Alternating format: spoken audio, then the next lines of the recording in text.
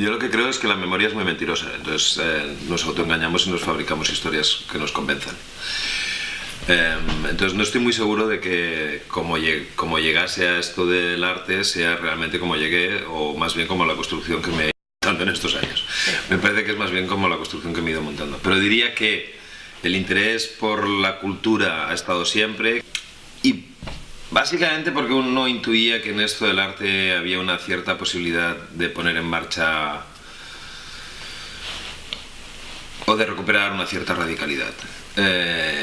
Yo creo que es mucho más tarde cuando verdaderamente me doy cuenta que el interés por los dadaístas es paralelo al interés por determinadas corrientes en música, y que era perfectamente, lo que he explicado muchas veces, ¿no? Que era perfectamente coherente estar fascinado por el Cabaret Voltaire y al mismo tiempo ir a conciertos de Sonic Youth. Pero y que la conexión entre una cosa y la otra se realiza más tarde. Por otra parte, o sea, eso como interés general, ¿no? Como el interés por el arte. De hecho, así como a nivel adolescente, mi duda cuando tenía que escoger carrera era si hacer historia contemporánea o historia del arte. Porque sí que siempre me ha interesado mucho los movimientos políticos, y sí que siempre me interesaba especialmente toda la cuestión de la Revolución Rusa y toda la cuestión también de la separación de los dos bloques de Europa. Eran cuestiones que me interesaban mucho, casi de una manera como adolescente. Tampoco podemos ponerle ahí grandes palabras ni grandes pesos. Que luego también tiene gracia porque al final, pues metido en todo este trabajo que tiene que ver con la revisión del punk y con la revisión de la radicalidad, entiendes que tiene mucha coherencia, ¿no? Porque Berlín viene a significar ese mundo partido, que es esa gran referencia que gravita sobre todos los movimientos de los 70 y sobre el enfrentamiento y sobre el conflicto, y que finalmente también configura lo que ha configurado el itinerario personal, ¿no? Y es haberte formado a partir de una serie de referentes que se construyen durante finales de los 70. Pero si la duda estaba entre eso, entre historia del arte y historia contemporánea, y luego me interesé mucho por la antropología y por cuestiones de filosofía y demás. Yo hoy en día no sé si habría estudiado una carrera como historia del arte, o si directamente habría estudiado una carrera como humanidades, que es donde estoy dando clases en la UB, en la UPF, porque los intereses son mucho más cruzados, y de hecho, si seguimos en ello, cuando hice el doctorado era un curso de doctorado, posgrado que murió en los 2 posgrados que hice, solamente tuvo una edición, que era un posgrado que ponía en relación literatura con arte, con filosofía, y que venía a estudiar un poco la crisis finisecular a través de autores que iban desde Duchamp hasta Mallarmé, pasando por Joyce, pasando por Beckett. Es decir, que ya buscaba esa conjunción de cosas. Y luego, dando un pasito atrás, claro, yo hice la carrera entre el 86 y el 91, era cuando eran 5 años, y yo creo que la única salida profesional que uno vislumbraba era la crítica de arte. O era continuar en la universidad, académicamente, o esta idea del comisariado era una idea todavía muy primigenia, yo creo que, a lo mejor me equivoco, pero yo creo que nadie se ponía directamente el título de comisario en el año 91 en España, sino que se hablaba del crítico, del organizador de la exposición, de una exposición a cargo de... Pero incluso me gustaría buscar el catálogo del arte y su doble de Dan Cameron y ver realmente si está presentado como comisario o como organizador directamente. Pero sí, era más ligado a la crítica, evidentemente, alguien como Dan Cameron, y recuerdo la exposición del arte y su doble como una exposición muy significativa para decidir dedicarme a arte contemporáneo. Recuerdo muy claramente el shock de los trabajos de Jeff Koons, de Haim Steinbach y los After Miró y After Walker Evans. Son trabajos que los recuerdo, una exposición que recuerdo en la Fundación de la Caixa, en el Palau Macaya, con mucho impacto, y que fue la que me condujo a dedicarme a ello. Entonces, uno entendía que podías hacer un trabajo como el que había hecho Dan Cameron, que tenía que ver con la construcción de un relato, y tenía que ver con la construcción de un criterio y que a partir de ahí el escribir era una parte muy importante. Y como sí que más que escribir, explicar cosas siempre me ha interesado, esta cosa rollero de hablar, hablar y hablar, finalmente escribir viene a ser una manera como de hablar, hablar y hablar, más que... O sea, sí que me interesaba la literatura, pero además es que yo escribía muy mal. No sé si ahora alguien piensa que escribo bien, pero entonces escribía muy, muy mal. Es de mucha vergüenza ver cualquier cosa escrita mía durante la universidad. No sé cómo me aprobaron. Cuando digo que a mí siempre me ha interesado la cultura, es verdad que hay que matizarlo muy bien. Porque a mí nunca me ha interesado lo oculto. Lo oculto no. Lo oculto sí que me ha interesado. Pero aquello que tiene que ver con el ser culto, el ser culto también, o sea, las personas con cultura me interesan, en este sentido, es decir, que no aliaría la cultura a una idea de clase que tiene que ver con lo culto, sino que la aliaría con una idea personal de ser culto, que tiene que ver con tener conocimiento, con trabajar el conocimiento. Para mí la cultura siempre ha tenido que ver con, primero, con una condición que no puedo desterrar de mí, y es un profundo individualismo. Creo profundamente en el individuo y creo profundamente en las personas. Soy profundamente individualista en un sentido de valorizar a cada uno de los individuos. Y creo que el conocimiento y el ser más cultos tiene que ver con tener opinión, con tener criterio, tiene que ver con tener más armas para poder explotar tus propios conflictos. Creo en las personas con conflicto. Y en este sentido la cultura como una manifestación de clase no me interesa en absoluto. Me interesa como ese último resorte al que las personas con inquietudes se abrazan, como método de supervivencia casi. O sea, me interesa la cultura como método de supervivencia, podríamos decir. Y es evidente que la cultura es utilizada como arma arrojadiza por los políticos, pero también sabemos que,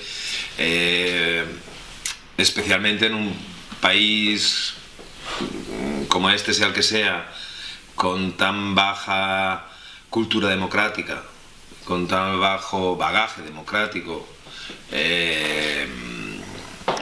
o sea, yo desearía que no hubiese nunca más un político inaugurando ninguna exposición. Que no tuviese que hacer nunca más una visita guiada de una exposición para un político. Que de una vez por todas entendiesen el verdadero nivel de lo público. Que cuando uno hace una exposición la hace para el público, para lo público, para los públicos, pero no la haces para explicarse a un político. Entonces, la cultura es constantemente instrumentalizada.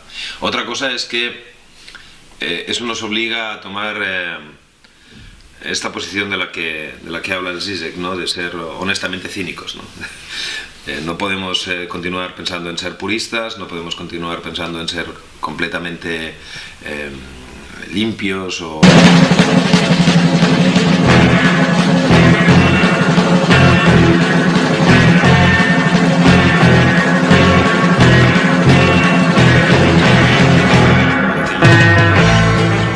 que es justo la contradicción y la complejidad, ¿no? Ya, bueno, esto es muy interesante. Por ejemplo, yo acabo de venir de México, ¿no? Y una de las reflexiones que hacía con algún colega sobre México es que mientras en España la distinción social, la distinción de clase social se hizo a través del consumismo, es decir, a través de tener una segunda residencia, tener un coche más grande, comprarte ropa cara, etcétera, etcétera. En México la distinción de clase básicamente se ha hecho a través de, aparte de la económica, se ha hecho a través de la cultura. Hablar bien, leer, tener libros, tener referencias. Lamentablemente, y a pesar de que digamos que la cultura es instrumentalizada, en España no se ha utilizado la cultura como elemento de clase. Muy lamentablemente. Se ha utilizado en Cataluña el liceo, el círculo del liceo, como un lugar en el que colocarse socialmente, pero que hoy en día ni siquiera existe. Existe mucho más el palco del Camp Nou o la tribuna del Camp Nou que el círculo del liceo como espacio de legitimización social. No creo que que ni en España ni en Cataluña la cultura haya sido usada como lugar de prestigio social. Ojalá lo hubiese sido. Por ejemplo, y en este sentido creo que es un ejemplo diametral, ¿no? O sea, más que con el catalán, con el destrozo que se hace constantemente del castellano hablado, no ya solo por los políticos, sino por la propia gente de la cultura. Es un destrozo impensable con el francés en Francia. O sea, hay una distinción que tiene que ver que marca la cultura, que tiene que ver con el uso del lenguaje, con el uso del propio idioma en Francia. Aquí no existe. Luego uno puede sacar a partir de ahí todos los matices peyorativos, todos los matices de instrumentalización del lenguaje, instrumentalización de la cultura, qué clases sociales tienen acceso a ese uso, etcétera, etcétera. Pero lo que creo que es un hecho es que en España lo que ha marcado la diferencia de clases es el consumismo y no lo que ha querido marcar una diferencia entre unas supuestas élites culturales o quien se ha querido colocar en una supuesta élite cultural tenía más que ver con poder comprar un determinado coche y una determinada localidad en el Camp Nou que con tener lecturas o ir a exposiciones o incluso apoyar al arte o a la cultura de cualquier manera. El joven o adolescente fan de un determinado grupo de música experimental que seguramente desconozco y que viene al Sonar y que son lo más de lo más, tiene un acceso directo y no mediatizado, sí mediatizado, pero un acceso directo al consumo de ese producto cultural que le interesa. Es decir, se gasta 80 euros en una entrada para el Sonar, que es mucho dinero, sobre todo para un joven o un adolescente, pero puede llegarse a gastar 80 euros en una entrada para el Sonar, que además le da, si no me equivoco, para estar 3 días, no sé si exactamente son 80 euros. Se baja su música por internet o lo escucha por Spotify y tiene un acceso experiencial directo con ese producto cultural. Se compra una camiseta que vale entre 30 y 50 euros con un logo fabricado por Mike Kelly a propósito de ese grupo. Tiene un acceso directo a ese consumo. El arte, las vías de distribución del arte no han variado desde el siglo XIX y solamente es posible tener una especie de experiencia secundaria o una experiencia vicaria a los productos culturales, a los productos que genera el arte. Es decir, la única experiencia posible es a través de un lugar que ya establece una serie de barreras, como es el museo. No es lo mismo el concierto en un bar que el museo, que establece una serie de líneas, que tiene una cartela donde pone de quién es propietario de aquella cosa, que por supuesto no eres tú, en el que muchas veces la experiencia, incluso en aquellas obras que tienen más que ver con la cuestión relacional o la experiencial, está también usurpada porque está representada para que no haya ningún problema, etcétera, etcétera. No hay una cuestión táctil. Y además se puede ver en ese momento y como mucho comprar una reproducción que tampoco acaba de ser, etcétera, etcétera. Es decir, que ahí hay un corte muy importante respecto, en concreto, a la música, ¿no? que sería un ámbito en el que mirarse y que es de producción masiva, etcétera, etcétera. Y sin embargo, creo que hoy como nunca los creadores son o podemos ser dueños de los medios de distribución. Es decir, si Marx decía que el individuo estaba alienado porque no era dueño de los medios de producción,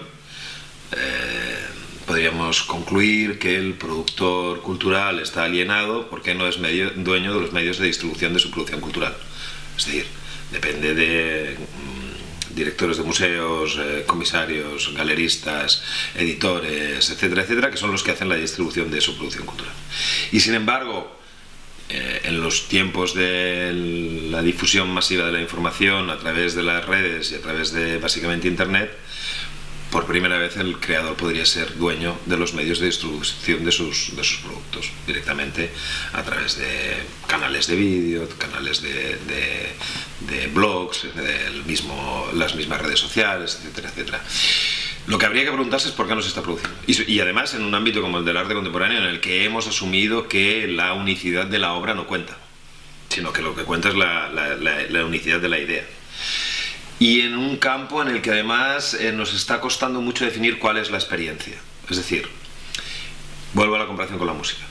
Uno de los fenómenos que ha pasado en la industria, de manera muy somera y muy resumida, uno de los fenómenos que ha pasado en la industria musical es que la música ha hecho como un regreso al futuro, ha hecho un retorno al pasado que le ha servido para mirar hacia el futuro, que es volver a repensar cuál es la experiencia de la música. La experiencia de la música es el concierto. Esta cosa que hablaba Greil Marcus, ¿no? Esta referencia que es Greil Marcus en Rastros de Carmín cuando decía: no hay nada comparable a la experiencia de un concierto punk. Ese momento como pre-revolucionario, de energía, de potencia, no hay nada comparable a eso. Bueno, la música ha descubierto, desde la música más radical a la música más tradicional o más clásica, ha descubierto que el lugar de anclaje es el concierto. Y vuelve a haber conciertos como nunca. Y que luego los medios de distribución de esa música ya son Spotify, antes era MySpace, ahora es, no recuerdo cuál es el nuevo canal por el cual todos los músicos cuelgan su música. Y luego el fetiche, vender el CD a la salida del concierto, el vinilo, han vuelto los vinilos porque hay esta cosa fetichista, etcétera, etcétera. ¿Qué es lo que sucede con el arte contemporáneo? Que asumida la gran deriva en el sentido situacionista del arte contemporáneo, su enorme porosidad, que yo creo que se ha convertido en uno de los espacios de la cultura que permite más libertad, en la medida en la que hay una diversidad de medios, no se pide un especial carnet de conocimiento para poder desarrollar proyectos en arte contemporáneo. No sabemos muy bien cuál es la experiencia del arte. De hecho, cuando hablamos de la experiencia del arte nos encontramos con cosas que son las que menos nos interesan. Porque hay una experiencia del arte que sí que o a mí personalmente, que sí que nos puede interesar, o que sí que me puede interesar, que es aquel que tiene más que ver con el arte relacional, que tiene que ver incluso con algunas obras de Joseph Beuys que tienen esta cosa como ambiental y demás. Pero incluso por esa línea llegamos a aquellas formas de arte que directamente han renunciado a la idea y han renunciado a los conceptos articuladores de las vanguardias en torno al concepto, justamente, ¿no? Que llegaríamos por esa vía llegaríamos hasta Miquel Barceló, ¿no? Jackson Pollock, que es auténtica experiencia, Marrotzko es auténtica experiencia. Esta cosa de plantarte delante de un Barceló a mí no me interesa para nada, pero entiendo que no es lo mismo ver un Barceló en pantalla que ver un Barceló en directo.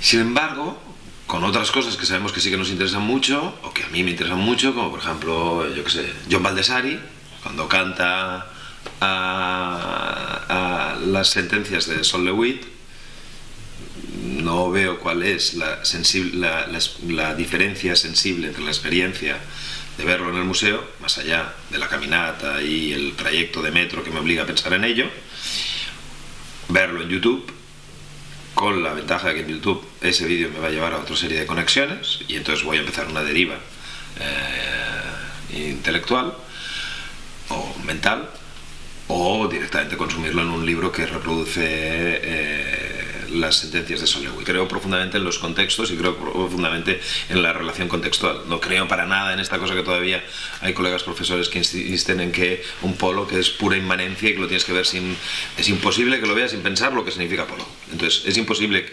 enfrentarse a una exposición sin todas las connotaciones que presupone. A mí,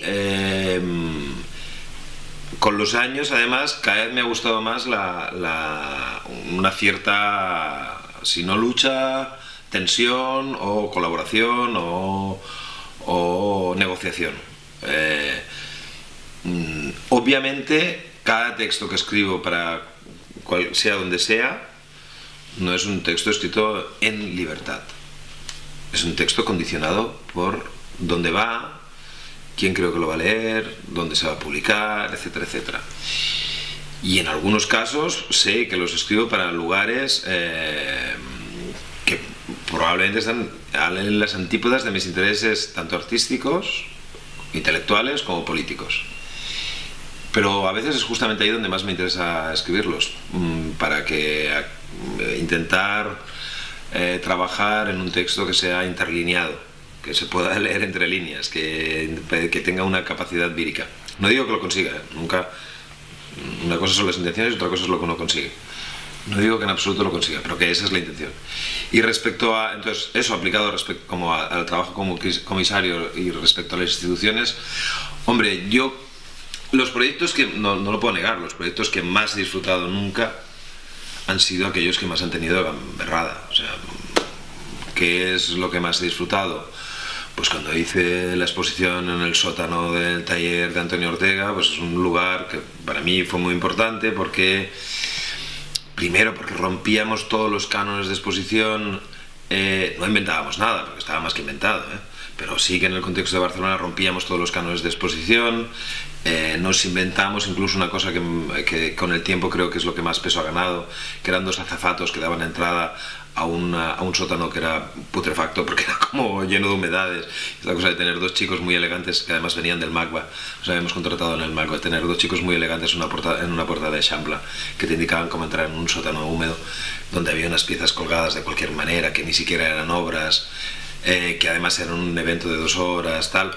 Es una experiencia que a mí me gustó especialmente porque tiene ese punto gamberro y porque también tenía en ese momento tenía mucha importancia a nivel de valorización personal. Este es el año 2005.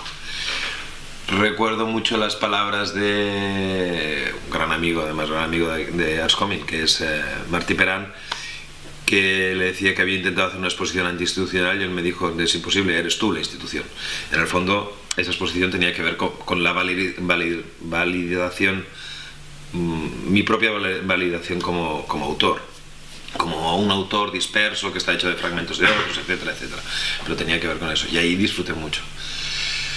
Pero sí, también disfruto pensando mucho en los condicionamientos de un museo, en las cosas que puedes decir y que no puedes decir, en lo que tienes que colar y no colar, y en las cosas que guardas en el tintero que dentro de 30 años, cuando sea un señor mayor jubilado, podré explicar y que todos nos reiremos mucho de las censuras y autocensuras que te has aplicado tantas veces.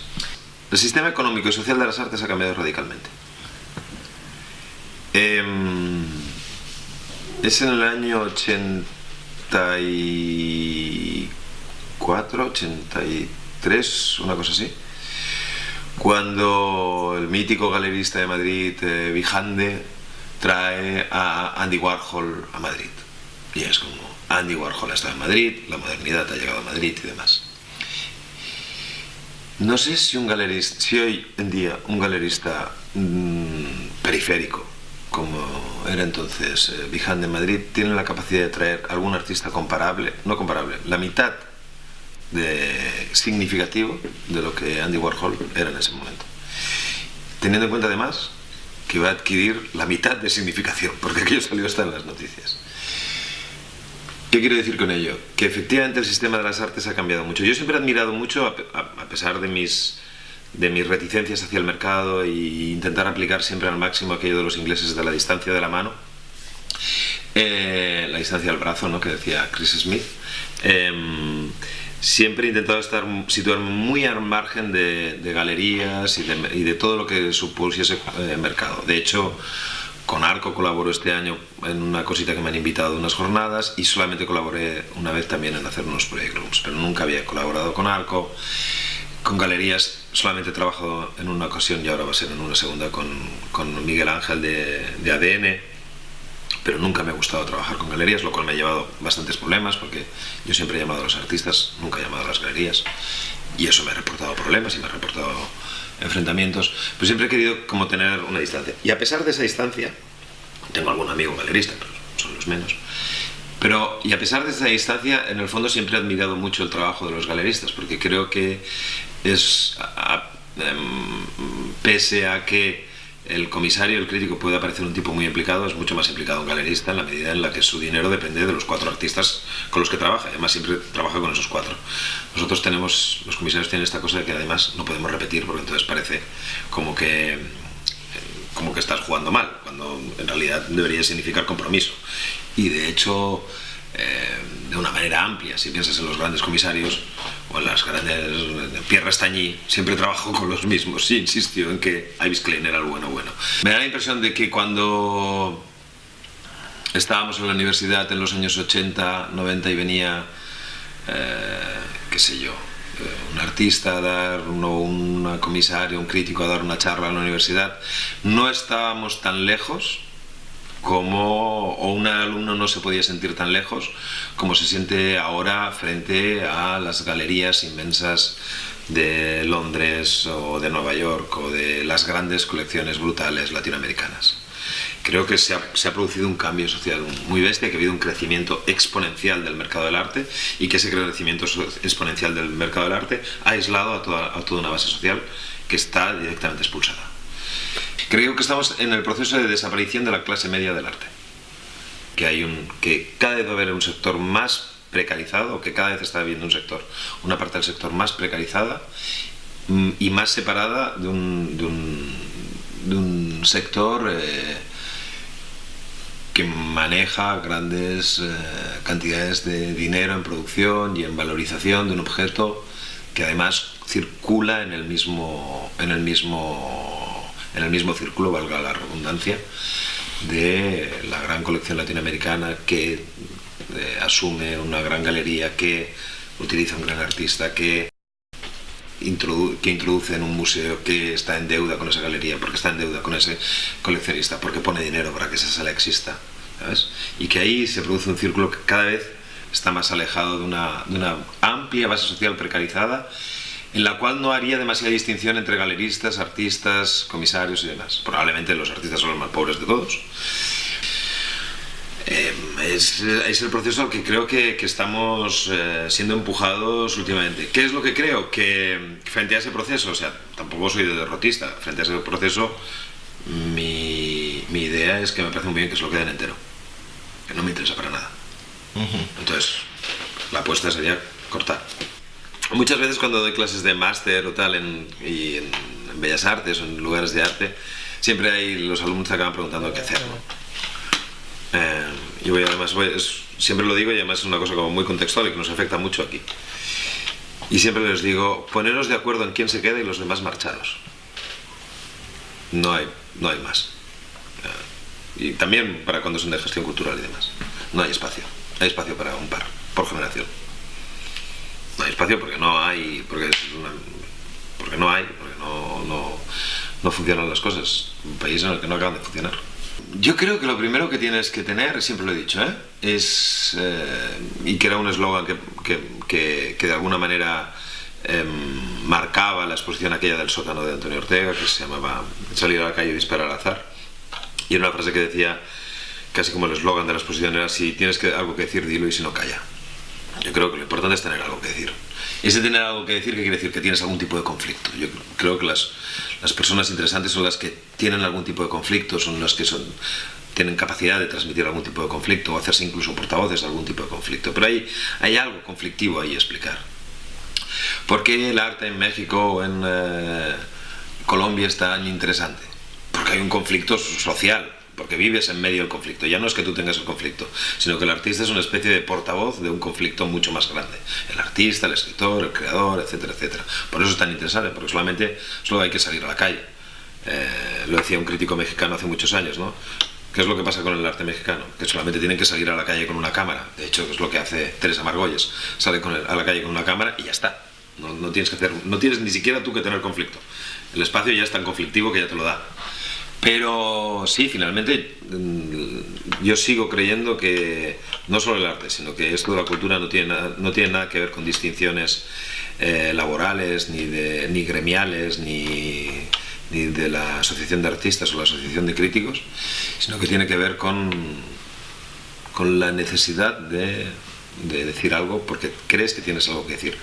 Ya veremos si es interesante y ya veremos si sabes decirlo. Ya verás si sabes decirlo, o ya verás si tiene algún interés.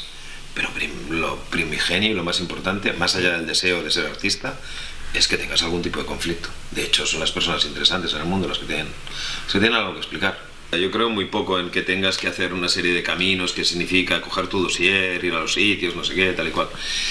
Yo creo que si realmente crees que tienes algo que decir y que tienes algún tipo de conflicto, alguna cosa, encontrar las vías para decirlo. Las vías para decirlo, además, hoy en día, insisto, son múltiples y variadas. Es cierto que te encuentras con mucha gente joven, que el deseo de ser artista o de ser escritor es primigenio a la necesidad de decir algo. Yo lo que creo es que una vez tienes esa necesidad, tienes que buscar las vías de expresarlo y las vías de configurarte como autor. De configurarte como un autor, que lo he insistido mucho en ello y he trabajado mucho sobre ello, que no es un autor en el sentido expansivo, seguro de sí mismo, cerrado, estático y demás, sino que es un autor en conflicto también, móvil, esta cosa que últimamente explico de un tanto Frankenstein, esta cosa que recojo que le copio a Oriol Fondevila, es decir, que es un poco Frankenstein, un poco chupasangres, etcétera, etcétera. Un autor complejo, pero empezarte a configurarte como autor. Por eso, por ejemplo, todo el trabajo que había hecho en ADESC tenía que ver con eso, con dar las vías para que una serie de gente pudiese configurarse como autor. Me parecía que para configurarte como autor dentro del campo de la crítica y del comisariado, pero también dentro del campo como artista, como sea, era bueno encontrar un sitio que de alguna manera validase lo que tenías que decir. Y ADESC era un lugar en el que todo el mundo podía escribir, todo el mundo sigue pudiendo escribir a partir de una cierta edición, a partir de unos baremos de calidad, todo lo que quieras, y en la que empezar a que te pongan cara directamente. Yo creo que ahí se trabajó mucho en ese sentido. Y más allá de llevar el dossier debajo del brazo, creo que tiene que ver con eso. De hecho, yo creo que lo explicaba una vez en una clase en Bellas Artes, que había alguien que posteriormente ha sido amigo mío, estaba allí como mientras estabas dando clases, estaba todo el rato dibujando y tal. Es como se estaba enterando de todo, porque al final hizo las preguntas más justas, pero toda la clase estaba ahí como en su rollo, ¿no? Y lo dije allí mismo, esto del arte al final sirve para encauzar la vida de inadaptados sociales, como este pobre chico que está aquí todo el rato dibujando, porque tiene cosas en la cabeza que le rondan y que tiene que sacarlas de alguna manera. Yo creo que en términos sociológicos o antropológicos esto del arte se explica porque la sociedad ha tenido que inventar un sitio en el que colocar a algunos inadaptados. Y que básicamente somos inadaptados, somos gente inadaptada socialmente. De otra manera estaría haciendo cosas seguramente peligrosas. O Leopoldo Panero en un manicomio. O directamente serían frustrados. De hecho, la sociedad genera muchos frustrados. Hay algunos que, mira, que tienen la capacidad como de sacar algunos malos humos, algunas de esas frustraciones, algunas de sus inadaptaciones sociales, y que yo he venido a llamar que eso es un conflicto, a través de un canal muy codificado, muy bien codificado, y de un camino muy bien codificado, que es el del arte, y el del arte o el de la cultura directamente, ¿no? Pero que en ese sentido no creo que el ser artista tenga un especial prestigio, ni mucho menos. O sea, de hecho son puras comparsas, incluso todos los actos de supuesta radicalidad quedan vencidos en nada. La estrella del rock and roll sacando un cartel sobre la plataforma antidesahucios, pues está subvertido dentro del mismo sistema, o sea, queda completamente anulado. No es más que alguien que sirve para que el Buenafuente le haga entrevistas y muestre su pequeña radicalidad. Es decir, no creo que en absoluto esté prestigiado, no creo que en absoluto esté prestigiado. Lo que sigue estando prestigiado es el dinero. Me gusta todo lo que hago. No, es verdad, me gusta mucho dar clases. ¿Quién me gustaría? Me gustaría dar las clases que me gustaría dar, pero el mundo es así, o sea, no es una queja. O sea, también me gustaría escribir los sitios que me gustaría escribir, pero o sea, es simplemente adaptación al medio. Pero me gusta mucho dar clases, me gusta mucho dar clases tanto a la gente de primero que ha empezado este año que tiene 18 años, como a la gente de máster que tiene 30 años. Me gusta explicar cosas. Me gusta mucho escribir y cada vez me gusta menos, sí que es verdad que cada vez me gusta menos escribir crítica y me gusta menos escribir cosas más parecidas al libro que saldrá, que es como esta cosa de